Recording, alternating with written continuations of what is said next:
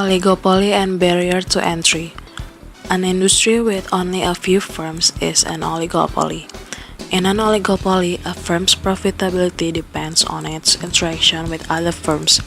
This market structure lies between the perfectly competitive industries and the monopolist one.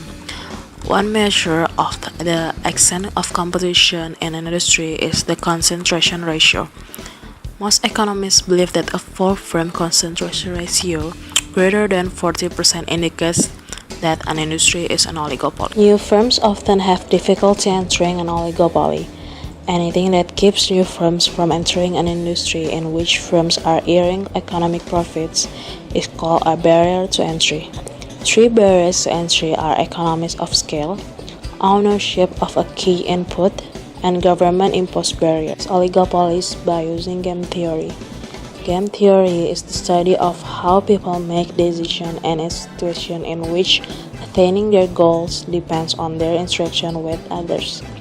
In this example, we use game theory to analyze price competition in duopoly. Suppose we ignore the other firms in the industry. 5 competitive forces model. In business, we have to analyze every situation that's profitable to us. And so Michael Porter identifies the 5 competitive forces model to determine the level of competitors. The first one is competition from existing firms. It's usually a competition between prices and profits among them.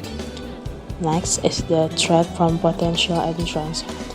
Firms face competition from companies that currently are not in the market yet but might enter. Number 3 is competition from substitute goods or services. Innovation nowadays is important to keep customers satisfied. Firms are always vulnerable when competitors invented a new product that sells a customer better than their product. The bargaining power of buyers. Buyers usually have the power to bargain. They can insist lower prices, higher quality products, or additional service. Nonetheless, is the bargaining power of suppliers. Some firms have to supply their need from others or suppliers.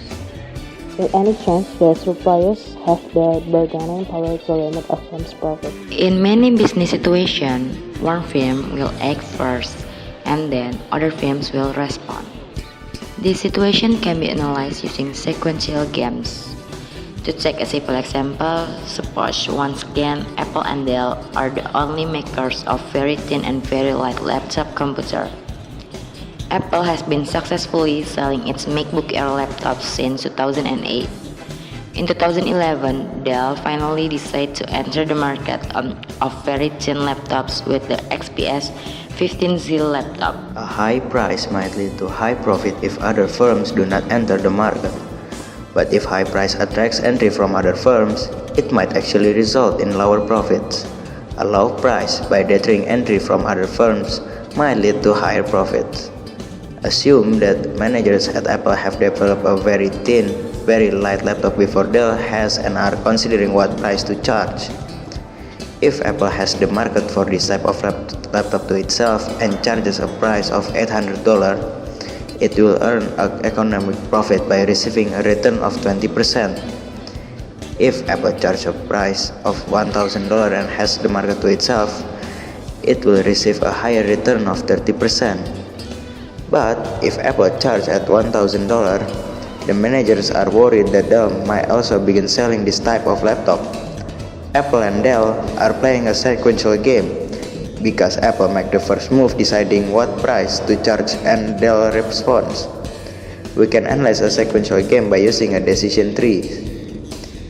If Apple charges $1,000, then the arrow directs us to the upper right decision node for Dell. If Dell decides to enter, it will earn a 60% rate of return. If Dell doesn't enter, Apple will earn 30% and Dell will not earn anything in this market, and so on. This analysis should lead to Apple manager to conclude that they can charge $1,000 and earn 16% because Dell will enter. Or they can charge $800 and enter 20% by deterring Dell's entry.